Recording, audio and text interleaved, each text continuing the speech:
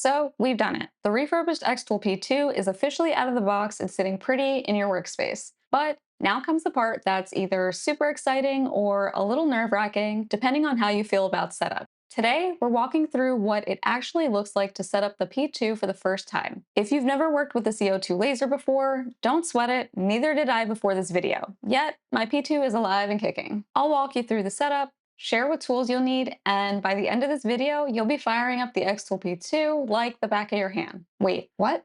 Never mind. If you caught part 1, you saw me unbox this refurbished xTool P2 and give it a full inspection. Quick recap, it looked and felt basically brand new. In this video, we're getting hands-on. This was my first time going from box to powered on with a CO2 laser. And even though I didn't capture everything on camera, which I'm super bummed about, I did learn a few things I think you'll find helpful, especially if this is your first P2 or you're upgrading from a diode laser like I am.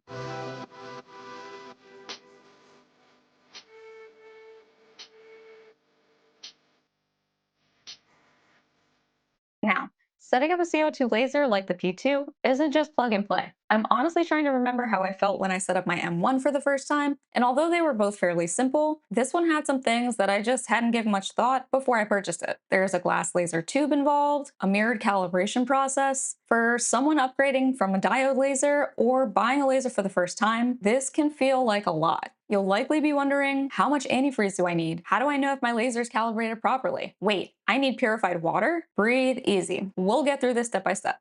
Here's a list of everything we'll need during setup. These are things included with the machine: screwdriver, antifreeze, funnel, hex key, USB-C, and power cables. Additionally, you're going to need distilled water, measuring cups, and masking tape.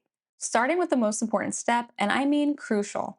The P2 uses a glass laser tube which acts as the heart of your machine. To function, it requires water to be pumped through it, keeping it from overheating and destroying your tube. And depending on your climate, you may also need to add antifreeze to keep it from cracking. I'm in Pennsylvania and I keep my P2 in a temperature-controlled space, so I didn't have to add antifreeze. But if you're in a colder area or you store your machine in a garage, you'll want to check page 12 of your Quick Start Guide. There's a chart that shows the correct antifreeze to water ratio based on the lowest temperature in your region. If you're like me and you don't keep that kind of stat in your prefrontal cortex, then you're going to need to Google this. Also, side note, never use regular tap water. It has minerals that can build up over time and ruin your machine. So, distilled is a must. This is a two-part process broken up into a first fill and a second fill. For those that do need antifreeze, you'll pour the recommended amount into the water tank first, then add the first fill amount of distilled water after. For those that don't need antifreeze, you'll just add your first fill amount of distilled water. Once it's filled, and only then, will you plug in your machine and flip the power switch on for 30 seconds. This is when you're going to start seeing the liquid flow through your laser tube. As soon as it stops, power the machine off. Now you can add the second fill amount of water to top off the water tank. Give yourself a pat on the back because that's probably the hardest part. Next, we'll be setting up the exhaust hose. This part will look a bit different depending on if you chose to purchase a smoke purifier or are just exhausting out of a window like I am.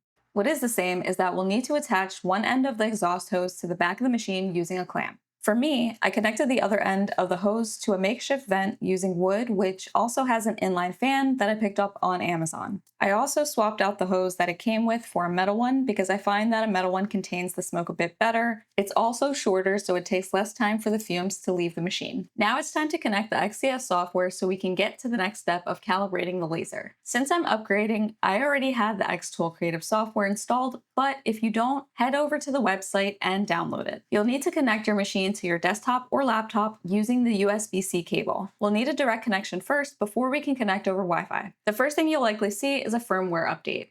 It should take around 5 to 10 minutes, but it is necessary to move on. After that, click the gear icon to access your device settings. Find the optical path setup and click Test. From here, you can follow the on-screen instructions. For this part, you'll need a screwdriver, hex key, and masking tape. Once you click the button on your screen to move your laser module to the front right of your machine, you'll open the lid, place a piece of masking tape over the hole on the left side of your laser head, here, then close your lid to continue following the instructions. This screen allows you to shoot a quick beam or a pulse of your laser through, and if your mirrors are set up correctly, it should hit right in the center of the hole that you covered with your masking tape. If not, you'll need to adjust the mirrors in your laser using the hex key until it's calibrated to hit dead center. I was lucky enough that my machine was fully calibrated right out of the box. However, if you find over time that your laser starts to misalign, this is how you would adjust it. We are almost there.